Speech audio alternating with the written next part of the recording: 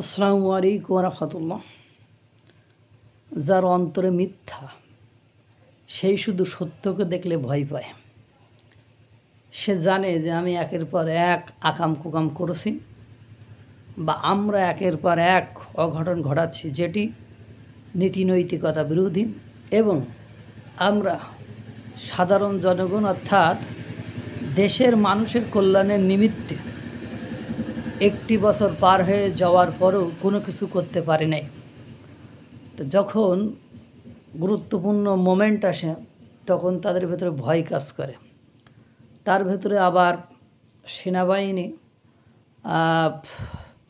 Major সাদিককে আটক রাখা, আরও 22 জনকে গেরিলা প্রশিক্ষণের সময় আটক করা, এবং আওয়ামী লীগের বিভিন্ন মহল থেকে বিভিন্ন সময় বিভিন্ন ধরনের বক্তব্য দেওয়া, গতকালকে রাতে ককটেল বিস্ফোরণ পুলিশ বক্সের সামনে, পাশাপাশি বাংলাদেশের রাষ্ট্রপ্রধান এবং সেনাপ্রধান ওয়াকারুজ্জামানকে নিয়ে পিনাকির উদ্ভট মন্তব্য।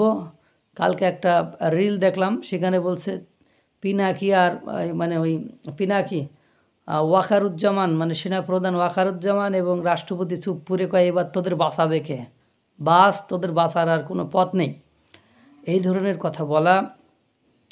তারপরে এই সব কিছু মিলাই এবং তারা বাংলাদেশের সাধারণ জনগণকে ডাকলে যে আর সাধারণ জনগণ সাড়া দিবে না, শুধু ইসলামপন্থী দলগুলো ছাড়া, কারণ বিশ্বের যত বড় বড় গণমাধ্যম আছে বা আন্তর্জাতিক মানবাধিকার সংস্থা সহ বিভিন্ন সংস্থা আছে, হিউম্যান রাইটস ওয়াচের মতো, তারা বলছে যে এই সরকারের ছত্রছায়ায় বিভিন্ন কঠোরপন্থী ইসলামপন্থী জঙ্গিবাদ সন্ত্রাসীরা মাথাছাড়া দিয়ে উঠেছে।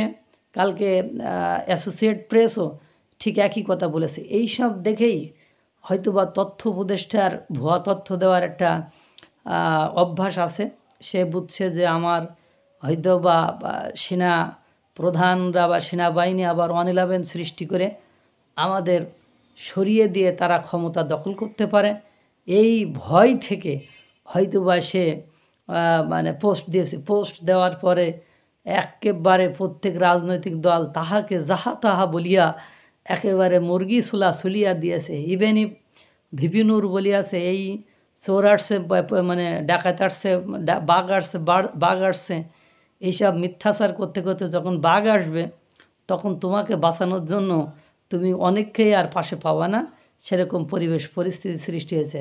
বিএনপি সালাউদ্দিন আহমেদ বলেছেন এই পোস্ট নিয়ে সাংবাদিক প্রশ্ন করলে, তিনি বলেছেন ও ঘণ্টাখানি পরে আবার দেখবেন ডিলিট করে দিবে। সত্যি সেটাই দিয়েছে। এই হলো এই ধরনের পাবলিক কিভাবে তথ্য উপদেষ্টা থাকে আর এই ধরনের পোস্ট কিভাবে দেয়। এরা যে ছাত্র উপদেষ্টারা এবং সমন্বয়করা একের পর এক সেনাবাহিনীকে ছোট করতে করতে সেনাবাহিনীকে একেবারে হাবিয়া দোজকে নিয়ে ফেলার মতো অবস্থা করেছে। তারপরেও সেনাবাহিনী একেবারে ধৈর্যের পরিচয় দিয়ে যাচ্ছে। দেখতে থাকি ঘটনা কি হয়, আরও কি আসে। আল্লাহ তাআলা সকলকে ভালো রাখুক, সুস্থ রাখুক। আসসালামু আলাইকুম রাহমাতুল্লাহ।